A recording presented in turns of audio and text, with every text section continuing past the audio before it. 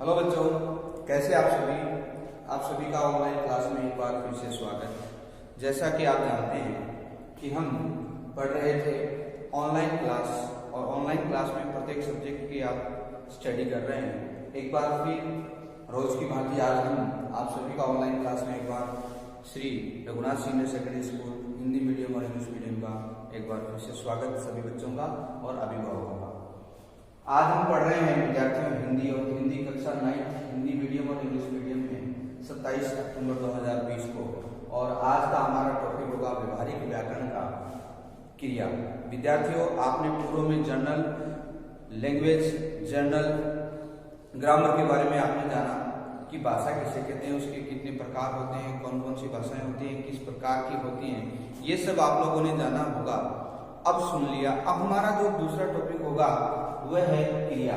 क्रिया का मतलब होता है जिस कार्य में कोई गतिविधि होती है, एक्टिविटी होती है, उसे हम क्रिया कहते हैं।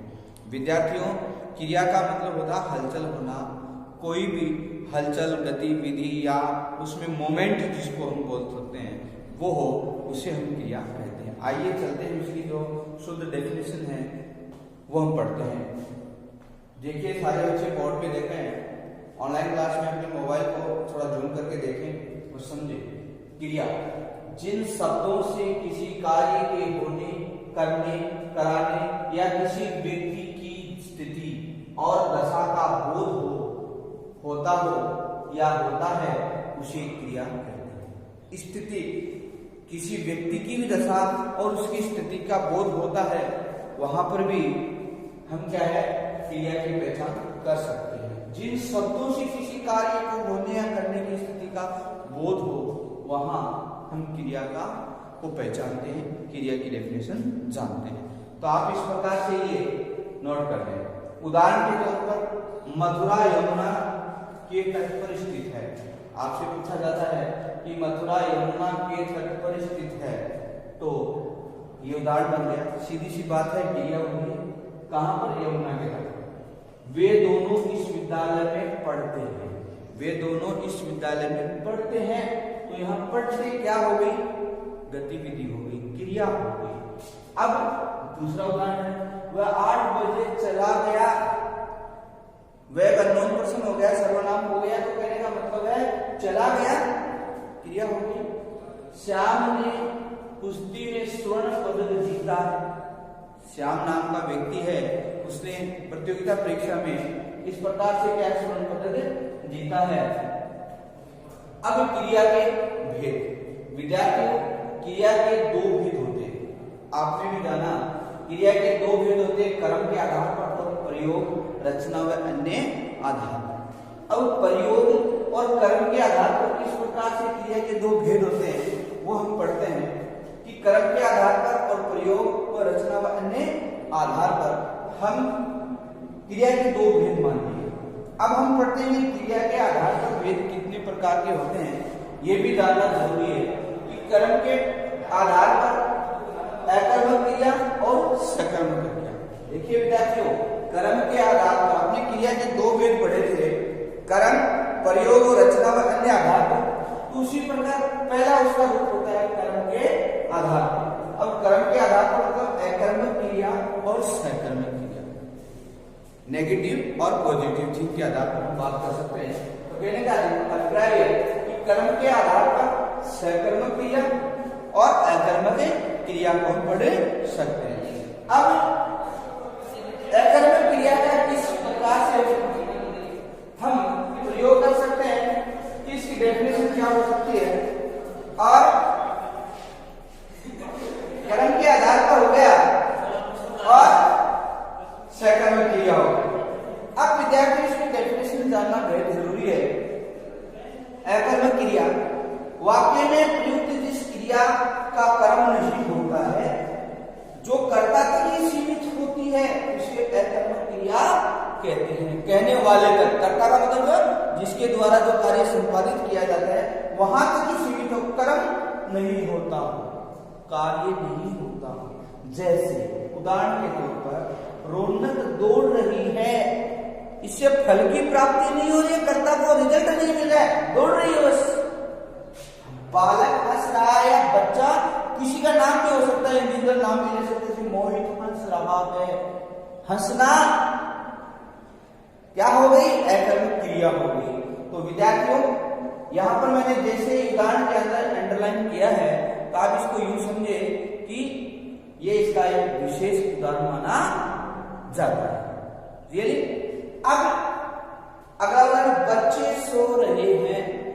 बच्चे सो रहे हैं, कर्ता के द्वारा कार्य क्या हो रहा है, इसका कोई रिजल्ट नहीं मिल रहा है।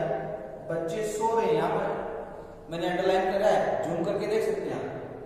तो बच्चे सो रहे हैं, तितली उड़ रही है या पतंगा उड़ रहा है, बच्चे दौड़ रहे हैं। आप अनगिनत उदाहरण इसमें बना सकते हैं। तो ये मछली तालाब में तैर रही है, पक्षी गगन में उड़ रहे हैं, आदि उदाहरण जो है इस प्रकार से आप बना सकते हैं, ताकि स्वयं के द्वारा कुछ ऐसे उदाहरण इनको देख करके अगर हम बनाना चाहें तो मैं उम्मीद करता हूं कि इन उदाहरणों के माध्यम से आप भेद अच्छे से समझ सकते हैं। स्वाध्याय स्वावलंबन की सीख होती है, और आप इस प्रकार के जो उदाहरण बनते हैं हमने बनाए हैं, आपने भी इससे रिलेटेड कोई और उदाहरण मनगढ़ंत बनाओगे, होना चाहिए इससे संबंधित, तभी मैं ये उम्मीद रखता हूं कि आप समझ पाओगे। तो आपने क्या जाना बेटे, कर्म के आधार पर क्रिया के जो भेद बताए थे, पहला एकर्मक क्रिया और दूसरी सकर्मक क्रिया। और एकर्मक क्रिया और सकर्मक क्रिया के अंदर क्या इसका डिफरेंस है, क्या इसमें अंतर है, वो हम यहां पर पढ़ने जा रहे हैं। अब देखिए, रौनक दौड़ रही है, रौनक दौड़ रही है, आपने यहां कोई भी नाम ले सकते हैं, आप किसी भी प्रकार का कोई जिक्र कर सकते हैं, अपना भी ले सकते हैं, नॉन पर्सन का भी ले सकते हैं। मोहित हंस रहा है, बच्चे सो रहे। तो डेफिनेशन के अकॉर्डिंग जो हमने एग्जाम्पल पढ़े, डेफिनेशन के अकॉर्डिंग हमने जो एग्जाम्पल पढ़े, उन एग्जाम्पल के अकॉर्डिंग आप ही स्वयं दो चार उनके उदाहरण बना सकते हैं, ताकि इसको ज्यादा समझा जा सके। अब आती है बात की एकर्मक क्रिया के भेद। विद्यार्थियों, किसी भी जो मूल बिंदु होता है, कोई भी मूल बिंदु होता है, उसके भी कुछ उपभेद होते हैं, कुछ नियम होते हैं। तो आइए हम इसके बारे में जानें कि कौन कौन से होते हैं। तो एकर्मक क्रिया के दो भेद होते हैं। एकर्मक क्रिया के दो भेद होते हैं, पूर्ण एकर्मक क्रिया और अपूर्ण एकर्मक क्रिया। पूर्ण और अपूर्ण, जिसमें क्या होता है, सटीक और असटीक, निश्चित और अनिश्चित। आप ये मान सकते हैं शब्द में ही अर्थ निहित होता है। क्या होता है विद्यार्थियों, शब्द में ही अर्थ निहित होता है। तो ये आप इस प्रकार से एकर्मक क्रिया के भेद दो होते हैं। कौन सा, पूर्ण एकर्मक क्रिया और अपूर्ण एकर्मक क्रिया। अब एक बार फिर हम इसका रिवीजन कर लेते हैं, क्योंकि इनको जान लोगे तो अच्छे से समझ में भी आ जाएगा। तो मैं रिवाइज कर रहा हूं, इनको आप क्या करें, जूम करके इसको देखें और नोट भी करें नोटबुक में। बहुत ही इंपॉर्टेंट टॉपिक है आपका पहला व्यवहारिक व्याकरण का। तो आपने पढ़ा क्रिया, क्रिया से हलचल होना, कार्य करने की गति का पता चलना, स्थिति का, दशा का बोध होना, वह क्रिया होती है। मैं इसको दूसरे रूप में बताना चाहूंगा कि क्रिया का मतलब होता है कार्य का घटित होता, स्थिति, दशा या उनका ज्ञान होना, पता चलना, वह होती है क्रिया। अब क्रिया के भेद कितने होते हैं? क्रिया के मुख्यतः दो भेद होते हैं, कर्म के आधार पर और प्रयोग, रचना व अन्य आधार पर। प्रयोग, रचना व अन्य आधार पर हम इसके उप से उप पढ़ते चले जाएंगे, लेकिन हम सीढ़ी वाइज सीधे आगे बढ़ेंगे। तो यहाँ पर हम पढ़ेंगे पहला कर्म के आधार पर। कर्म के आधार पर कितना बार, कर्म के आधार पर दो प्रकार की क्रिया होती है, अकर्मक क्रिया और सकर्मक क्रिया। अकर्मक जिसमें कर्म नहीं हो रहा, कार्य नहीं हो रहा, जैसे बच्चा हंस रहा है, बच्चे सो रहे हैं, तितली उड़ रही है, मछली तैर रही है, हवा बह रही है, आदि अनेक गगन में पक्षी उड़ रहे हैं। तो ये क्या है? उदाहरण आप अकर्मक क्रिया का डेफिनेशन के माध्यम से वाक्य में प्रयुक्त जिस क्रिया का कर्म नहीं होता है, कर्म नहीं होता है, जो कर्ता तक ही सीमित होती है, जो कार्य करने वाला है वहां तक ही होती है।